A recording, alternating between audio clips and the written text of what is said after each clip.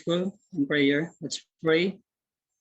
God, Heavenly Father, we praise you, Lord God, and we magnify your name, Panginoon, this morning. So, may pinapasalamatan, Panginoon, na meron na naman kaming Sunday School, Panginoon. Salamat sa pag-iingat mo sa amin, Panginoon, sa buong magdamag. At nakagising kami, Panginoon. And narito kami, dinala mo kami upang makasamba na naman, Panginoon, makapagpuri, makapakinig ng salita. Tawarin mo kami, Panginoon, sa aming mga pagkakasalang nagagawa. Linisin mo kami, Panginoon. At ikaw, Lord God, ang maglupumagang ito. At ang banalays ko ang aming Panginoon, ng focus, Panginoon, na ikaw ay aming tago, Panginoon. At tumuhad lang gawa ng away, Panginoon, protektahan kami nang hindi madlangan ang gawain ito. At sa mga kasamaan pa namin, Panginoon, mga miyembro ng church, Panginoon, na wala pa rito, ikaw ang nasa kanila, sa kanila. Makasama rin namin sila, Panginoon, sa pagsambang ito. Ikaw ang aming itinataas, Panginoon, walang papuri at aming langin na nagpapurit pa sa salamat sa pangalan ni Jesus. Amen. Amen. Amen. Thank you, Brother JR. May problema ba yung signal niyo dyan, Brother JR? Opo, Pastor. Wala pong wifi. Naka-data lang. Putol-putol ka kasi pag nagsalita. Anyway, good morning everybody and happy Sunday. So welcome to our Sunday School. So as we begin, mag-review tayo ng konti dun sa ating past lesson, ano? Okay, so let's remember our lesson, yung mga lesson learned natin from last Sunday. Okay, let's start with Ate Kleng-Kleng. Ate Kleng-Kleng, pwede ka ba mag-share ng natutunan natin last Sunday? Ako, naghukay pa ng ng notes. Mabuti kaya maganda yung may notes tayo. Brother JR, pakiayos nyo nga yung camera nyo kasi nakatagilid kayo. Ano po, blessings of God's priesthood. Christ priesthood. Yes. Priesthood. Sige.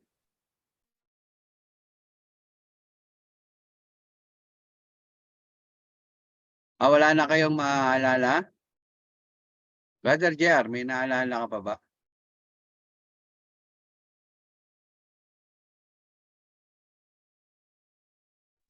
Ito, Pastor, ang galing yung notes namin. Ganda ng headset ni Sister Ellen, pang call center. Nasa call center ka ba? Wala po. Okay. So I believe wala na tayong oras para maghintay dyan sa inyong no? So yeah, lagi ko ina-advise sa inyo, pag Sunday school, dapat may Bible ka, meron kang notebook tsaka ballpen. Kasi hindi talaga lahat maaalala natin. So it's your advantage na palagi kang nag-take note. Anyway, let's hear some of your insights about our past lesson. May naalala na ba? Ano po? Sige, Ate Panji, please. God is not only available, but God is always able. Yun, ganda doon.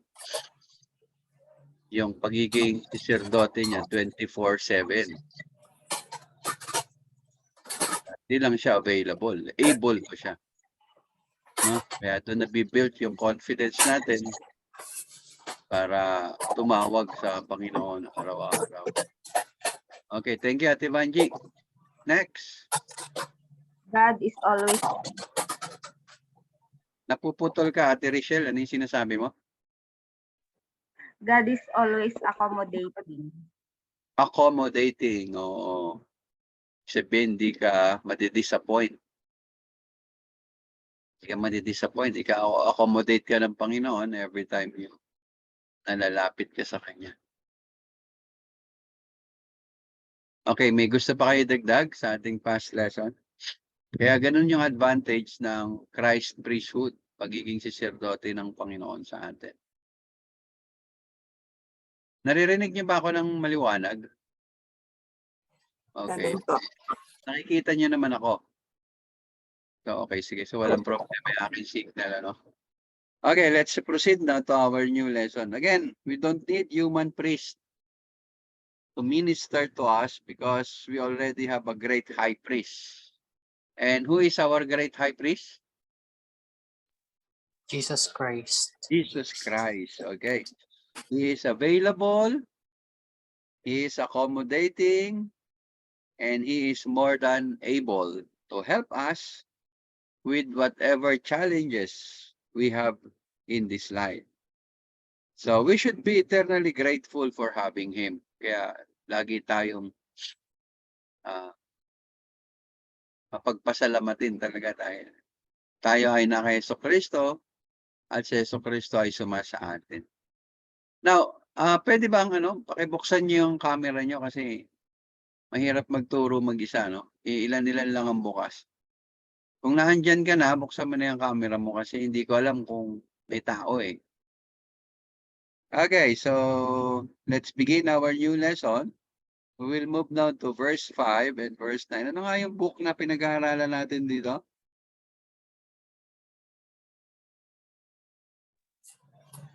Why the Lord Christ priesthood? Ano yung book na pinag-aaralan natin?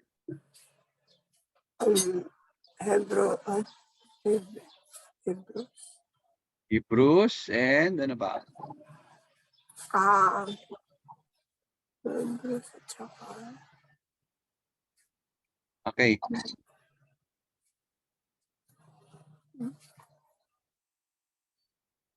Okay. And third, if we're going to look at our third pag-aaralan, is the series of our study about the priesthood of all believers. The ministry, pupunta na tayo sa ministry of the believers, priesthood. As a priest of God, ano ba yung ministry natin? Again, it is our great privilege to be His priest.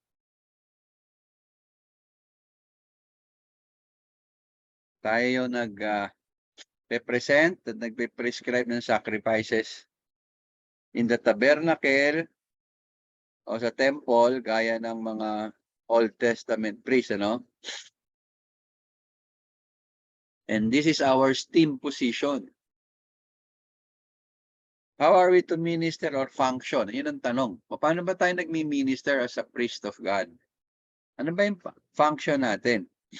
Si Apostle Peter ay dito sa verse 5 and 9 ay stated two specific ministries that we should not take for granted.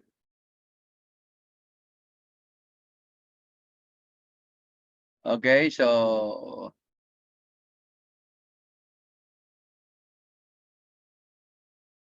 napakahalaga nito, no? Kaya dapat maintindihan natin kung ano ba yung two specific ministries na hindi natin napapabayaan o hindi natin winawalang bahala. Okay, now let's start by reading Romans 12 verse 1 to 2. Okay, let us ask Sister Fe Esteves to please read Romans 12, 1 to 2.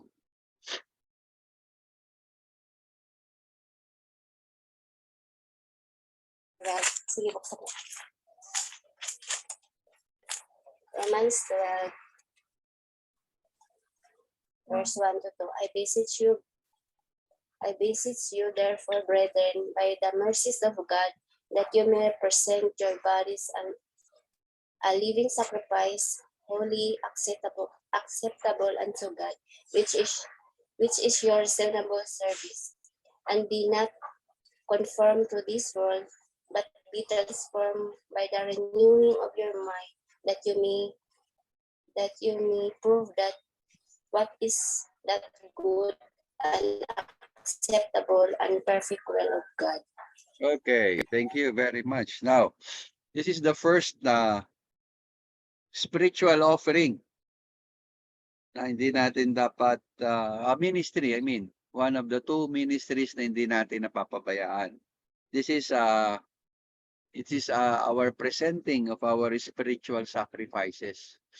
Now, what do you think are those spiritual sacrifices na dapat ino-offer natin sa Panginoon? Kasi spiritual people tayo and God is spirit.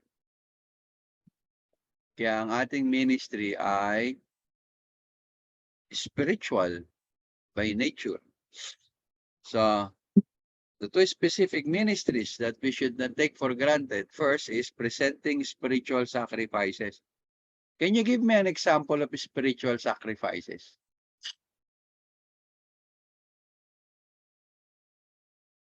Sige, kahit sino pwede sumagot. Ano ba yung mga example ng spiritual sacrifices? Mahirap gumising para umati ng Sunday school. Mahirap gumising para umattend na Sunday school, no? Actually, hindi naman mahirap gumising talaga. Ayaw mo lang talaga umattend ng Sunday school. Pero Kasi kapag ka gusto, marami tayong alam na paraan eh.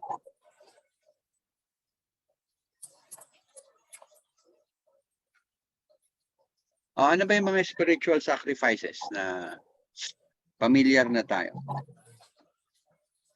Yung sarili mo, kumbaga is sa pag sa pagsimbayan, kung kailangan linggo talaga is nandun ka as believer, as worshiper of Christ. Ano yung, Ikaw mismo. yung sarili mo, no? Sarili mo, no? Tama. Unang-una, yung pagsasakripisyo ng sarili mo. Yun yung unang spiritual sacrifices. Kasi more than anything else, ikaw ang kailangan ng Panginoon. Ikaw ang gusto ng Panginoon na makita. Bago pa yung ibang bagay. Okay? Yeah, tama yun. Spiritual sacrifices na hinahanap ng Panginoon ay unang-una ikaw.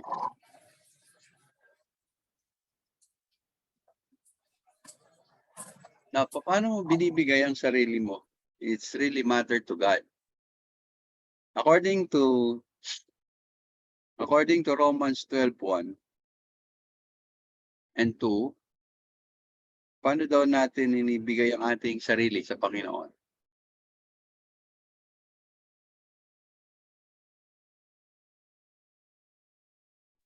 Sino By yung following Him. Yung spiritual sacrifices po is by following Him, following Jesus, and taking up the cross. according to Romans 12:1 and 2? What do you think is how will you present your spiritual sacrifices to God? Not being conformed into this world po. By not being conformed to this world. Okay, sige. About others, ano ang inyong idea?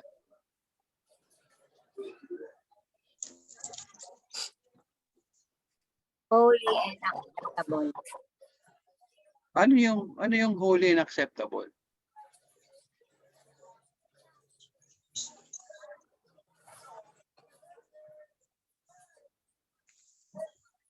Renewing our mind by God's word. Ano yung renewing of our mind? Kasi alam nyo, hindi pa rin tayo nagbabago. Pag sumagot tayo, para pa rin tayo mga elementary. Na? Ano ba yung sinasacrifice dyan? Sige, basahin natin yung verse. Sister Marian, pakibasa yung verse 1. Romans 12. I appeal to you, therefore, brothers, by the mercies of God, to present your bodies as a living sacrifice. Ano tayo ipe-present? Bodies. Ano yung body? Ano ibig sabihin ng body? Tayo. Ikaw. So that is your first spiritual sacrifice. No? Kasi go to the verse. First Baptist sacrifice of our person. The verse says we are to present once and for all, our bodies, our life, ourself, a living sacrifice to God. So, para sa'yo, ano ibig sabihin ng pag-o-offer ng sarili as a living sacrifice?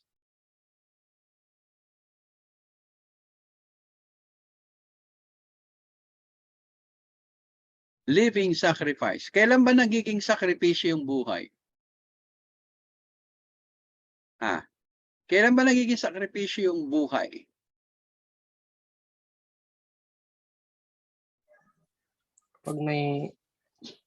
Kapag nagagamit po sa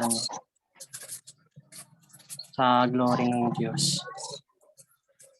Okay. For example, kailan mo masasabing nagsasakripisyo ka talaga? Isinasakripisyo mo yung sarili mo. Ano na ba yung point ng buhay para masabi mo na sinasakripisyo ko talaga yung sarili ko? May sakripisyo na akong ginagawa. Pag isinasangkabi mo ang iyong mga pangangailangan at pinuuna mo ang Panginoon sa lahat ng pagkakataon. Okay. So, binibigyan tayo ng idea that in sacrificing our person, meaning in doing this, we surrender our lives in serving the Lord.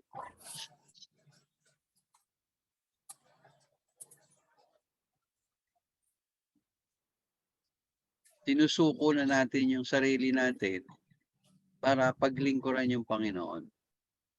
Kaya living sacrifices yun eh. Yan. So, naintindihan, may idea na tayo dun sa tinuturo ni Peter. Yan. Ni Paul, I mean. It is the sacrifice of our own person. Tala na sinasabi ni Ate Banji kanina. Totoo yun. Mahirap. Masarap matulog eh. Mahirap bumangon ng alas 7:30 para umattend ng Sunday school ng 8 o'clock. And mostly sa inyo, parang hindi pa yata kayo naligo. O nakapagbihis man lang ng maayos to present yourselves to the Lord. How you are going to present yourselves to the Lord really matters to God. Now, sa tingin mo ba yung offering mo na sarili mo ngayon sa Panginoon is may halo ng pagsasakripisyo? Ayan.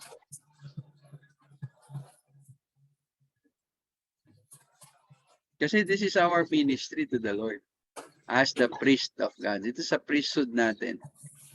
That is part of our ng ministry natin, yung pagpe-present ng sarili. Unang-una, yung kasi gusto ng Panginoon, ikaw.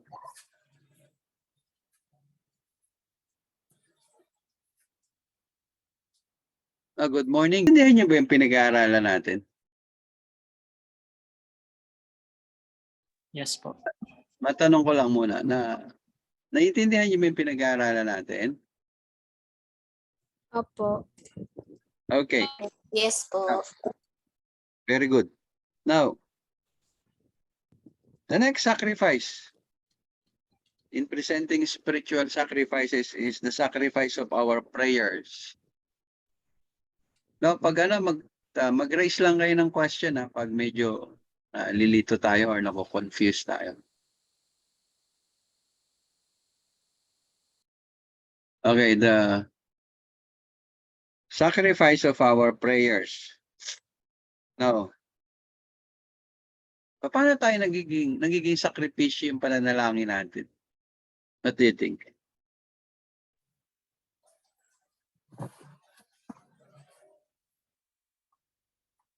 Sige, isip muna tayo.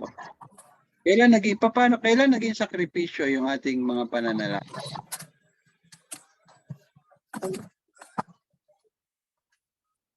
Kasi normally nagpe-pray naman talaga tayo, no? Pero kailan nagiging sakripisyo yung pananalangin?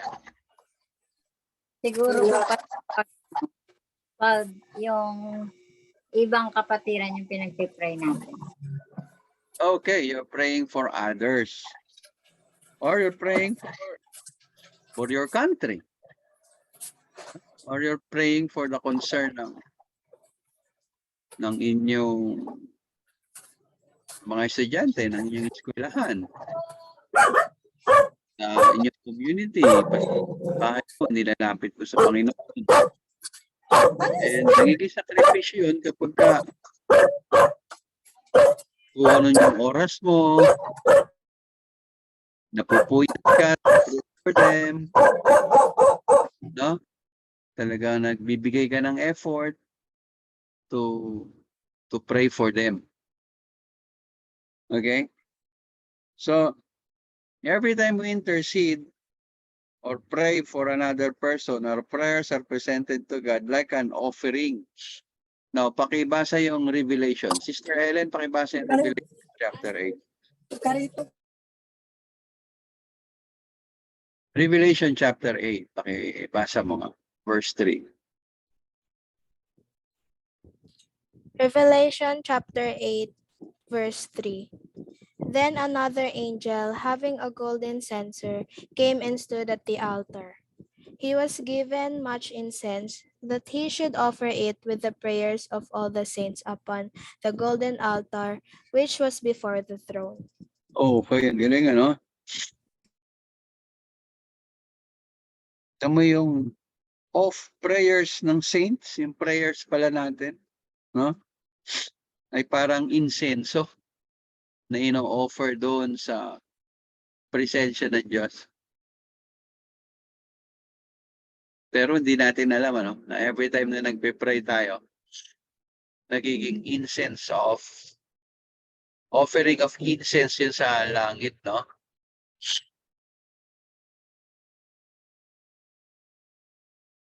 Kaya yung panalangin natin ay nagiging mabangong samyo doon sa langit. Kaya yung priesthood natin ay talagang kinalalakipan ng buhay pananalangin. So meaning, hindi kumpleto yung ating priesthood ko. Hindi tayo nananalangin para sa iba. Ilang oras ba kayo nananalangin every day?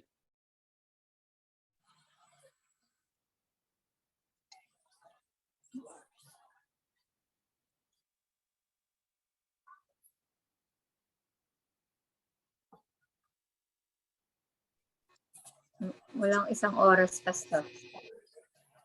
Yung buong araw na yon, di ka nakakakompleto ng isang oras na pananalangin. Ay, meron naman po. Kala ko isang prayer. Yung isang upuan. Apo. Yung prayer meeting, ilang oras ka ba nananalangin? Mga 20 minutes. Kaya 15. 20 minutes. So, no?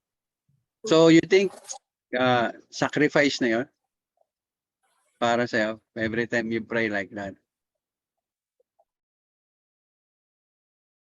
So, meaning to say, hindi natin nagagampanan yung ministry natin as a priest of God. Can you imagine, hindi ka maka-offer ng isang oras na panalangin sa isang araw sa Panginoon? And then, the Lord reminds us today that merong ministry tayo sa ating priesthood. Yeah. Tandaan niya palagi kasi ang keyword dito is the word sacrifice. Kaya ang palaging tanong, kailan nagiging sakripisyo yung aking sarili? Pag inahandog ko yung aking sarili, kailan nagiging sakripisyo? Kaya nga palagi ko kayong pinapaalalahanan. By principle, yung coming to the ministry na late is kasalanan sa Panginoon. Yeah, because presenting yourselves to God really matters to God. I mean, tulad ngayon, Sunday, this is a holy day for the Lord. At paano may present yung sarili mo ay malaking bagay sa Panginoon. Tulad yan. Anyway, sasabihin nyo, online naman Hindi na ako maliligo. Sana kahit kagabi man lang naligo ka na. Online naman Kahit di na ako magbihis ng maayos. So kapag ka-online ba, hindi tayo nakikita ng Panginoon? Hindi na-assess ng Panginoon yung ating pagsasakripisyo ng sarili?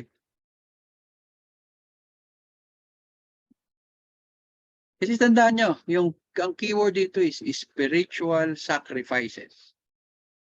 Sabi ni Sister Marian kanina, which is, ano da? Ano yan? Spiritual act of worship. Bahagi yan ng pagsamba mo eh. Even sa ating prayer. No? Sabi ng passage na binasa natin kanina sa Revelation 8:3, nagpo-provide to ng picture of priest offering through the usage of censer and the altar.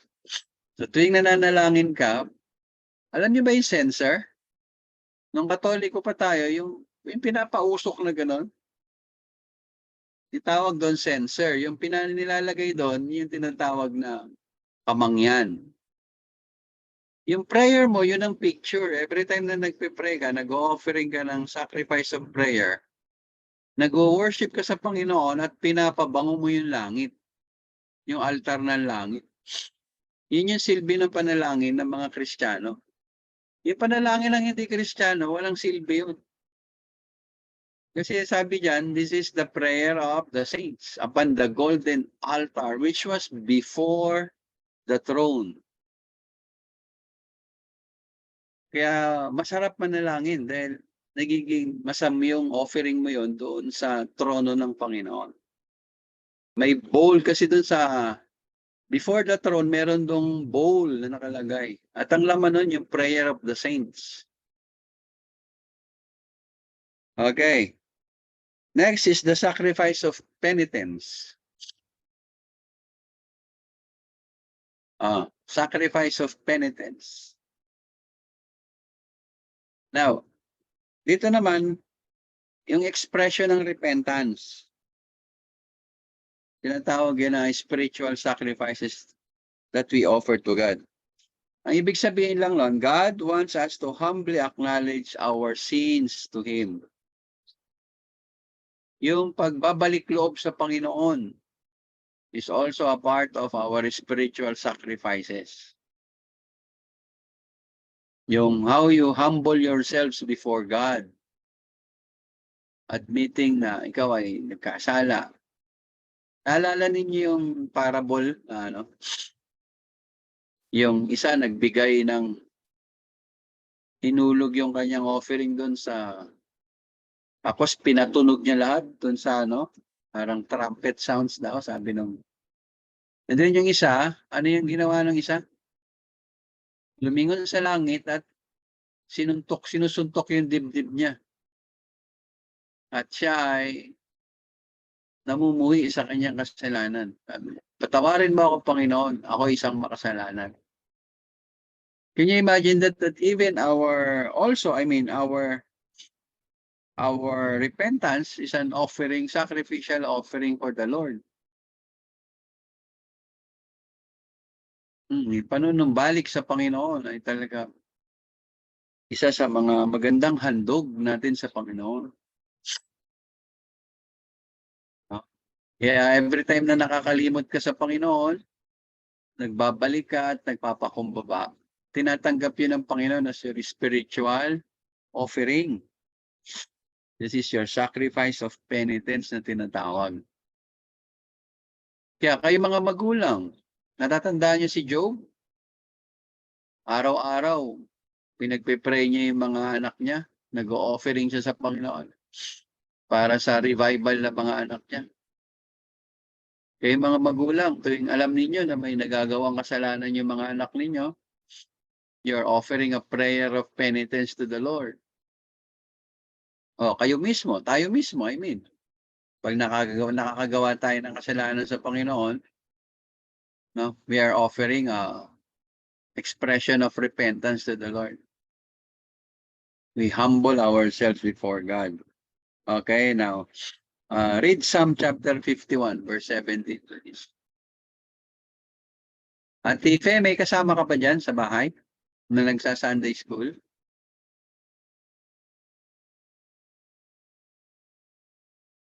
Pakibasa nga yun, Psalm 51 verse 17. Psalm 51 verse 17 says, "The sacrifices of God are a broken spirit, a broken and a contrite heart.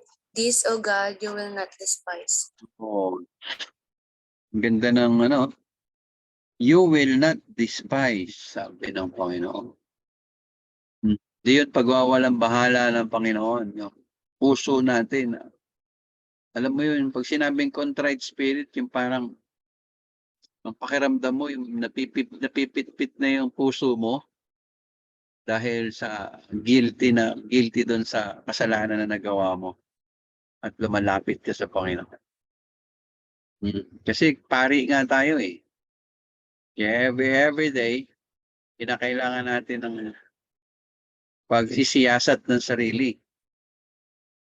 At nagpapakumbaba tayo sa Panginoon because we know na meron na naman tayo nagawang kasalanan sa Panginoon.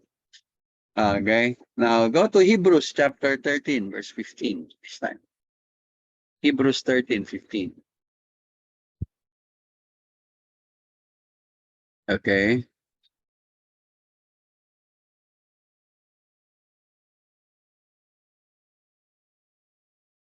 Hindi ko na makita kung sino yung mga participants natin ngayon eh. Sino ba inaan dyan?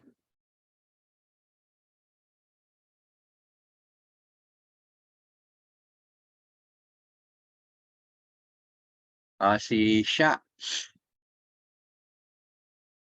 Sha, pakibasa mo nga yung Hebrews 13:15. Nandiyan ba sino ba to? Si Shannon ba to?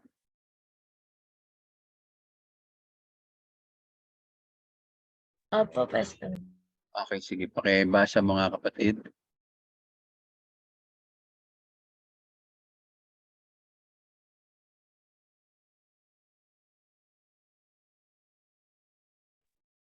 Hebrews chapter 13 verse 15.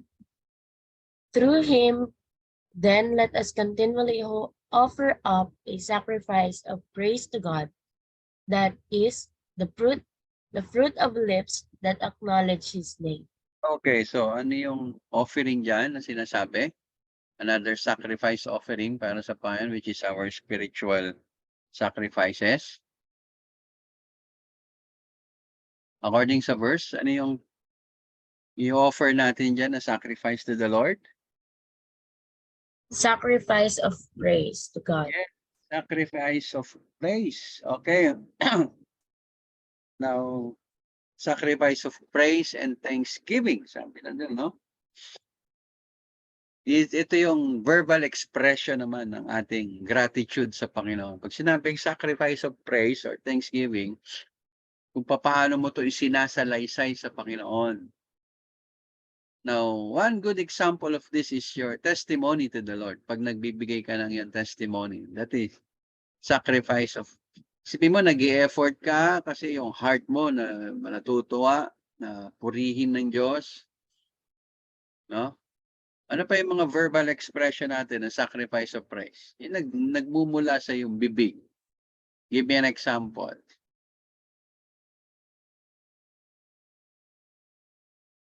Sige, kahit sino. Pakibuksan niya lang inyong comment. Singing songs. Singing song. Anong klaseng song? Hindi ka basta song. Anong klaseng Hymns. hymns and song of? Song of praise and thanksgiving. Song of praise and thanksgiving. Exactly. Very good. Yeah. How you sing for the Lord, it really matters to God. Kaya paano ka ba umaawit sa Panginoon? Ate Fe, nahihiya ka ba pag kumakanta ka sa Panginoon? Dahil hindi masyado maganda yung boses mo? Hindi naman po. Nahiya lang ako sa tao. Ay, sa pag-offer ng spiritual sacrifices, hindi pinag-uusapan yung kasama mong tao. Kasi, Ano naman ang walang kinalaman yung tao sa ginagawa mo sa Panginoon mo.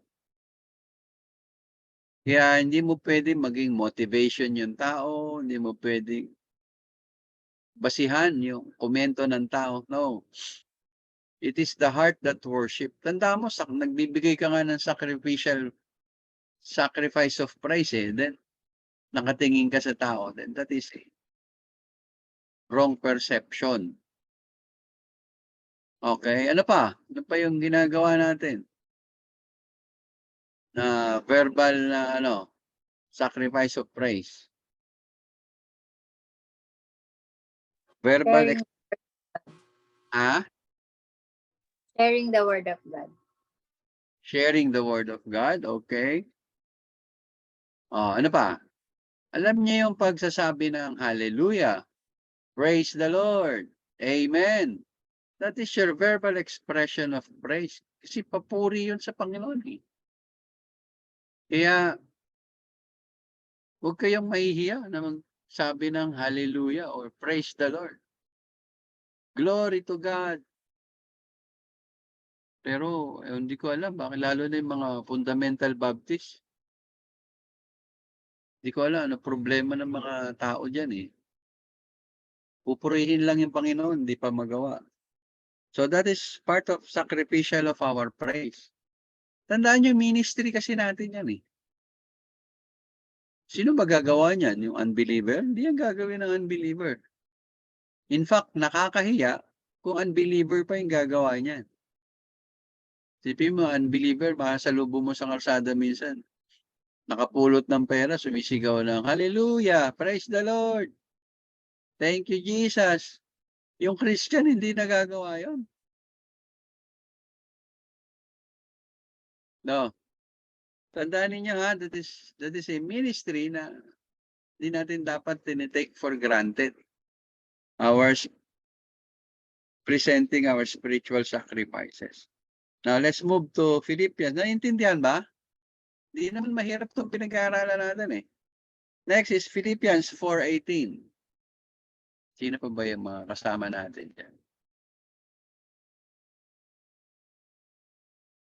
Ate Lay, pwedeng pakibasa mo yung next natin na verse?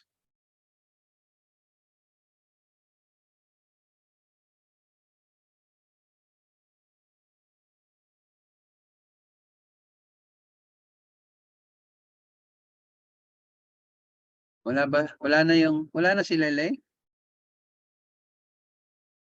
Diyan po, nasa baba. Nagpi-feedback kasi kami pag magkakasa. Okay. So, di niya mababa. Chapter 4, verse 18. Philippians 4:18.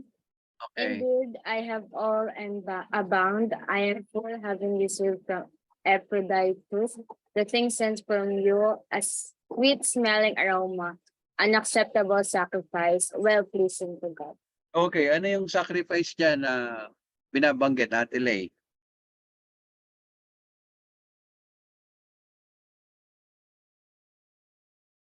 Acceptable sacrifice.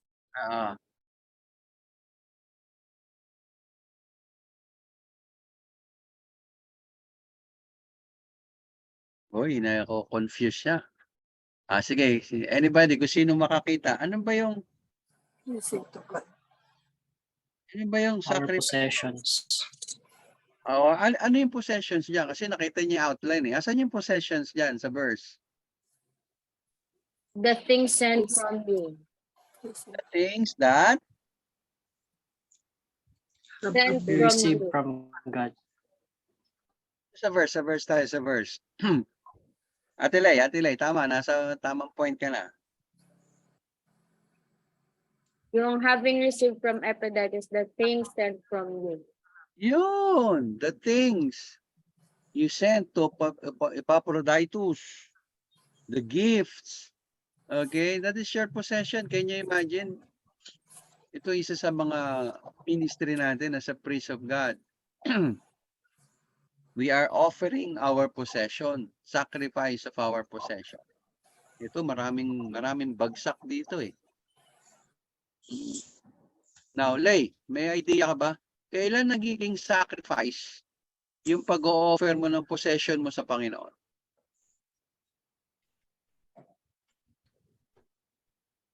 By giving your tithes and offerings to the Lord. Kailan nagiging sacrifice yan? Kapag po, hindi po siya convenient sa'yo. Yung Yan, sacrifice exactly. mo. That's the idea. Kapag ka nasasaktan ka na sa pagbibigay, doon lang yung nagiging sakripisyo. Or ito ay nag-exceed na doon sa pangangailangan mo. Alam mo yan, isusubo mo na lang, ibibigay mo pa sa kanila. Doon yung nagiging sakripisyo. Pero kung barya-barya mo lang yan, sobra mo lang yan, kapatid, hindi pa yan sacrifices. Hindi ka consider it sacrifice. Kasi wala namang bagay na na isinakripisyo eh. Ano ba yung idea kapag sinabing sakripisyo? Sa tingin mo? Siyempre po, yung hindi po madali para sa'yo na gawin or ibigay. Yan. Nandun yung idea na kapag nagsasakripisyo ka, nararamdaman mo na hindi ito madali para sa akin, pero ginagawa ko. Yan, okay? How about you, Deacon? Ano ang idea mo doon sa sacrifice? Bibigay ka ng possession mo sa Panginoon, then you can consider it a sacrifice. Sacrificial offering na sa Panginoon. You're giving everything na lahat na nasa iyo, kahit na mawala ang lahat-lahat dahil nag-offer ka sa Panginoon. Okay, very good, very good. So, kaya tandaan niyo mabuti yan, ha? Minsan, mahirap bumangon ng linggo talaga, but kinakailangan mo i-present yourself as a sacrifice to the Lord. Mahirap magbigay sa Panginoon, tulad ng building project natin. Sipin mo, hanggang ngayon, di ka pa nakakapagbigay. Well, di mo naiintindihan yung ministry mo as a priest of God. Kaya ito tinuturo sa simbahan hindi para kuhain yung pera ninyo, para gawin kayong hanap buhay. Walang hanap buhay ang simbahan. It is just a matter of your ministry to the Lord as the priest of God. Kaya unang-unang gumagawa niyan yung mga saserdote ng Diyos, tayo mga believers. Ine-expect mo ba na yung unbeliever ang mag-o-offer ng sacrifice of their possession para sa ministry ng Panginoon? Sa church natin? Hindi. Okay. So, now let's review spiritual sacrifices that we offer unto the Lord. Review natin ng konti. Okay. Sino ba yun na dyan? Ate Ellen, reviewin natin ng konti. Ano ba yung spiritual sacrifices natin? Our person po. Our person. Our prayers, our penitence, our praises, and our possessions. Yan. Dali lang tandaan, puro letter P yan, Okay. Now, pangalawa is proclaiming God's salvation. Una is presenting spiritual sacrifices. Now is proclaiming God's salvation. Now, let's go to our text. The book of Peter.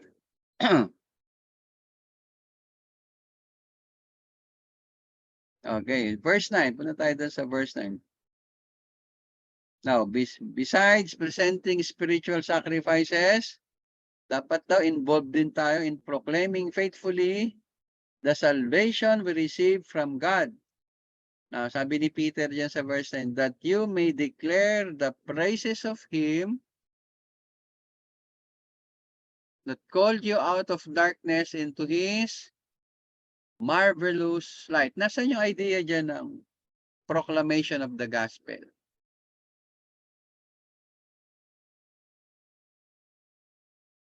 Dun sa verse 9. 1 Peter 4, verse 9.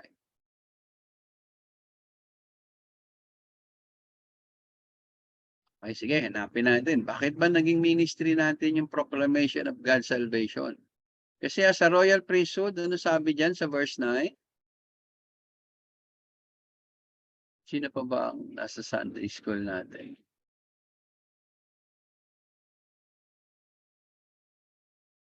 Okay, walang nakakita?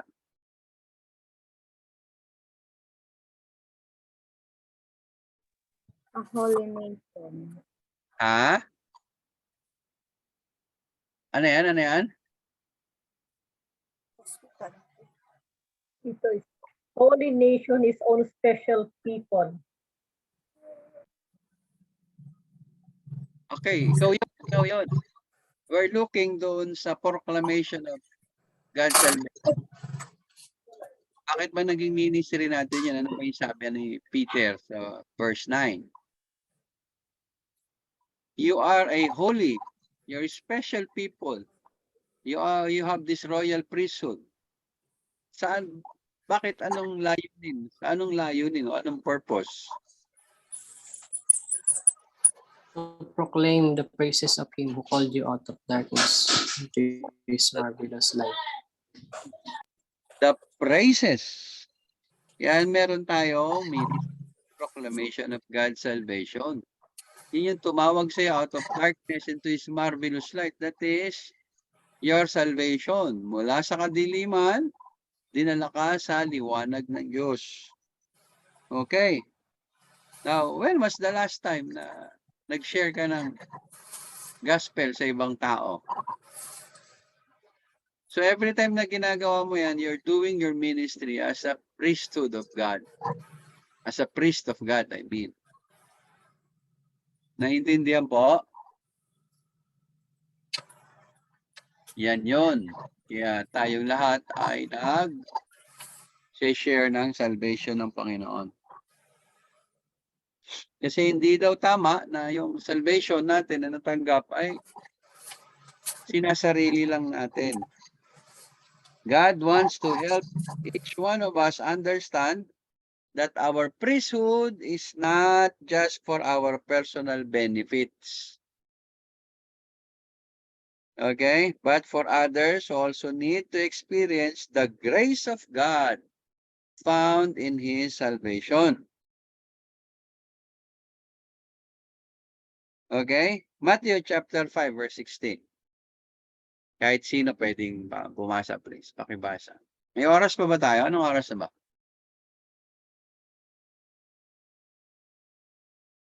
(9:07). Okay. So, anong oras kayo nagsimula? Anong oras tayo nagsimula? Ha? 8:15 po. Okay. 8:50.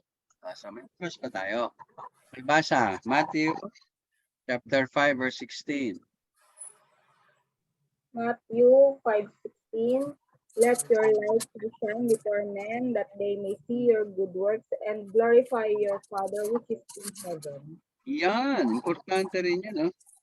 Kinakailangan din natin ma-acknowledge that our the light, sabi dyan, He called you out of darkness to His marvelous light. So, makita yung ilaw na yon.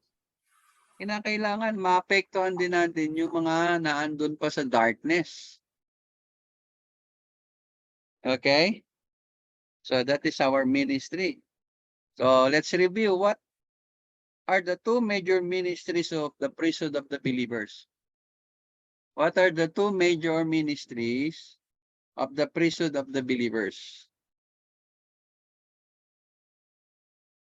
Ate Kleng, what are the two major ministries of the priesthood of the believers na hindi dapat winawalang bahala?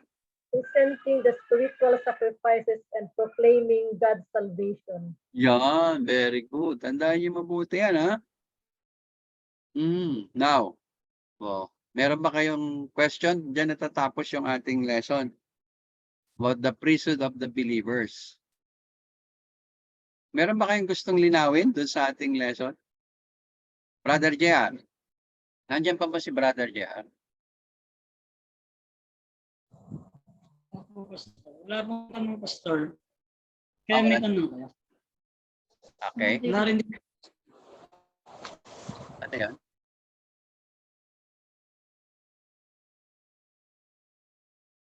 Ano yan, Brother JR? Wala po rin tanong. Okay, go. Sa iba naman. May ganun kayong gustong linawin?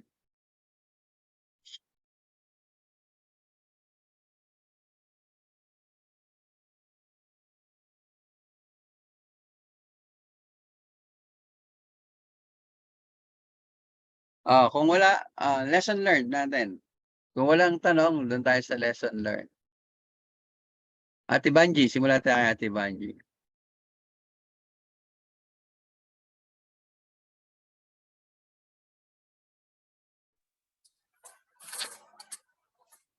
Yun po, sundan po yung hindi po natin kailangan po natin isakripisyo yung at hindi natin dapat ikaya yung pagpuproclaim ng salita ng Panginoon sa mga tao na nakakilala sa Okay. Sige. Next.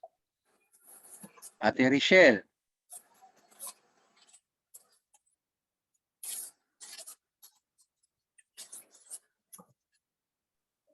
Na yun pong ating study, yung ating kauna-unahan pong kailangang i-sacrifice para sa Panginoon. Ang alin? Napuputol kayo. Sarili po natin. Paano? Paano natin sa sakripisyo yung sarili?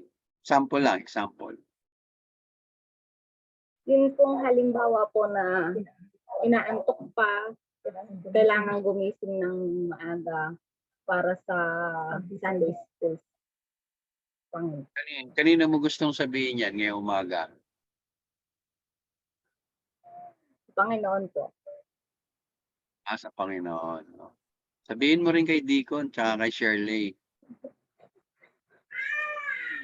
Hindi mo kung kinakailangan, gumising kayo na maaga bilang sakripisyo kasi nasa-sacrifice yung Sunday school ka mo, tanghali na, hindi pa makapagsimula, wala pa kayo.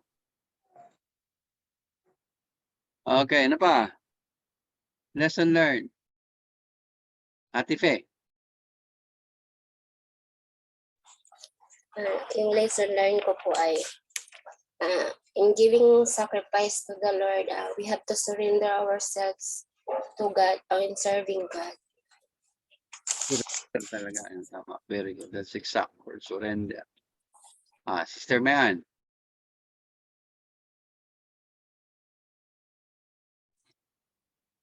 Good morning po.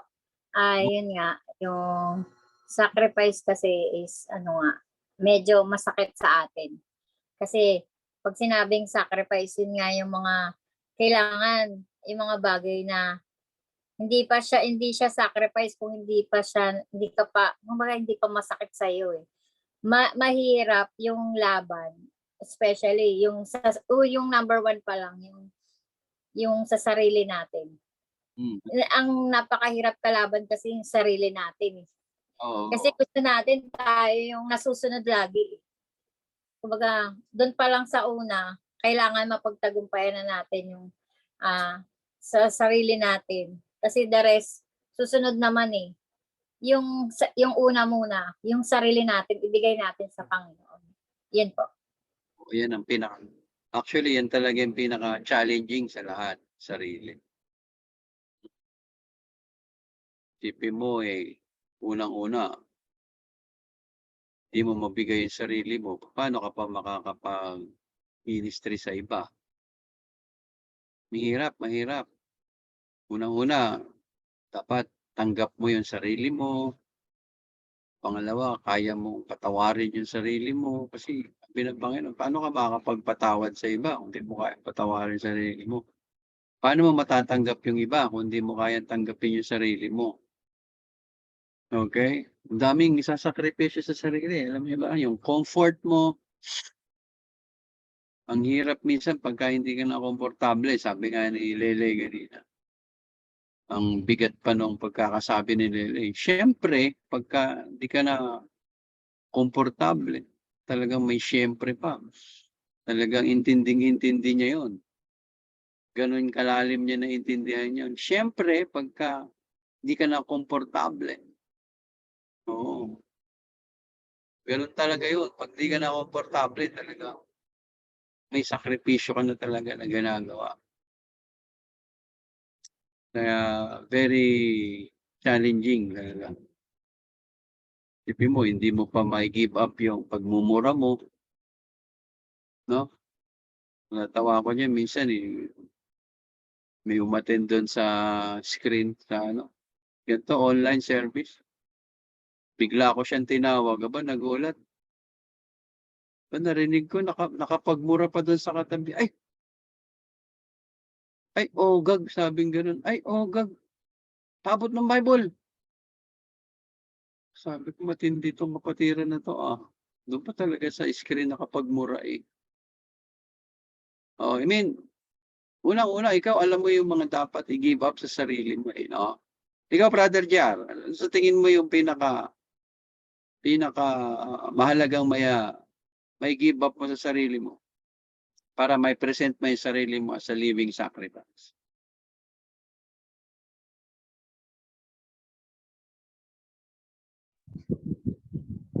Yun, Pastor, kayang mai-give up yung tinatangi ko na importante sa akin.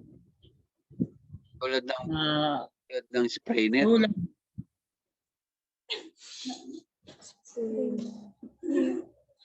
Hindi po, Pastor. Marami po Marami po kasi ako pinapahalagan dito sa buhay na to. Marami talaga, no? May sacrifice yan. Yung sa iba, yung pagkikilay, na-relate na lang sa Sunday school kasi ang tagal magkilay. Di pa may give up yung pagkikilay na yan.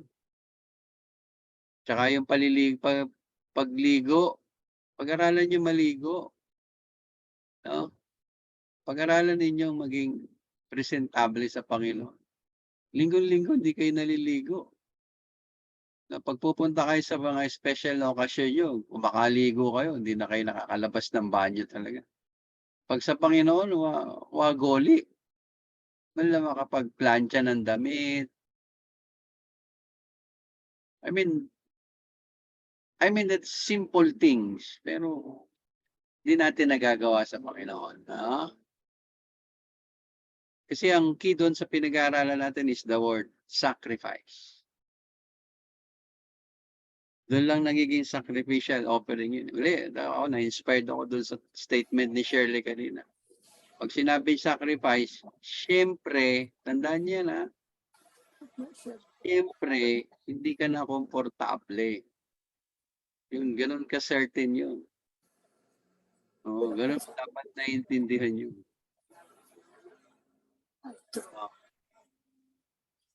Kaya, tandaan niyo kasi, sabi nga ng lesson natin, ito yung mga ministries na kadalasan nababaliwala natin. Pero, major ministry natin to dahil merong priesthood of the believers. Okay? So, next Sunday, ang ready naman natin is how we are going to fulfill our ministry calling. Di ba? Tinawag tayo ng Panginoon para sa ministry. Paano naman natin to maisasagawa na masasabi mo na meron sense of fulfillment? Pag-aaralan natin yan na may objective. Paano natin malalaman na nasa right track tayo in fulfilling our ministry? Ginagawa ko ba yung ministry dahil gusto ng Panginoon yon? Nasa tamang lugar ba ako kung saan ko yung ginagawa? Nasa tamang ministry ba ako? Ginagawa ko ba to dahil natatakot ako sa Panginoon? O ginagawa ko to dahil gusto ko lang? May bisita pala tayo dyan, Ate Banji. Sino yung foreigner na yun? Iba na kulay ng buhok niya. Si Mami D po. Si Mami D.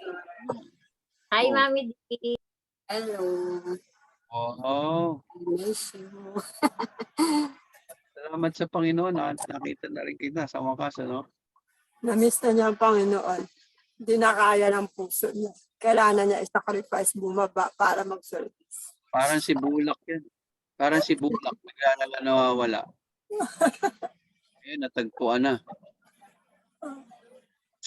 Okay, so salamat. Kasama natin si Sister Nini. May I miss you pa eh, no? Sweet eh, no? Okay. So, salamat sa Panginoon. That's our lesson for today. And next Sunday, maganda kasi maintindihan natin din yung mga attitude ng paggagawa natin ng mga excuses for not serving the ministry. Oo, kaya I encourage you to invite our brethren in the Lord to attend our Sunday school. No, from 9 nag-improve tayo, naging 12 tayo ngayong umaga, no? Kaya salamat sa Panginoon. So mag-invite pa tayo para bumalik sa normal yung ating attendance sa Sunday school. Dati kasi attendance natin is 24. Na-reduce sa 9, ngayon 12 na. Okay, so I'll see you next Sunday. I hope na may paalala ng Panginoon sa atin. Sabi ng lesson natin na napapabayaan natin o nawawalang bahala. This is our major ministry because of our priesthood. Because we are believers of the Lord Jesus Christ. Okay, so let us read. Kung wala nang tanong, may tanong pa ba kayo? Wala naman. So let us request Brother Hetchem to close us in the word of prayer. Let's pray. Father in heaven, Lord, we praise you and thank you for this day na binigyan niyo po kami ng opportunity, Ama, para pag-aralan, Lord, ang pagiging saserdote namin, Panginoon. Nawa, Lord, ay may sa buhay namin, Lord, ang aming mga natutunan, Lord. Patawarin niyo po kami, Panginoon, kung madalas, Lord, ay kami nagkukulang, Lord, at hindi namin nagagampanan, Panginoon, no? Ang aming pagiging priest, Panginoon, sa inyo. At namin na sa sacrifice, Lord, ang aming mga sarili, Panginoon. Tawarin niyo po kami, Panginoon, sa mga pagkakasala po namin na nagagawa sa inyo. Panginoon, tulungan niyo po kami, Lord, na magampanan, Lord, ang aming mga tungkulin bilang isang priest, Lord. At nawa, Lord, may we humble ourselves today. Begging you, Lord, to help us, Lord, to become a good priest, Lord, serving you and offering ourselves as a living sacrifice. Again, Lord, ibalik niyo po kami sa susunod, Lord, na Sunday school, Panginoon, na sa pagpapatuloy ng pag-aaral namin, Lord, na maging isang mabuti, Panginoon, priest, Panginoon, para sa inyo, Panginoon, para sa inyong kaluwalhatian. Salamat po, Ama, sa opportunity na ito na pinakilala niyo kami as being your priest, Panginoon. And we pray these things, Lord, asking you and thanking you, Lord, for this day. Thank you, Lord. We pray these things in Jesus' name. In Jesus' name. Amen. Amen. And thank you, Brother Hetchem. Okay. Magkakaroon tayo ng short break at ang ating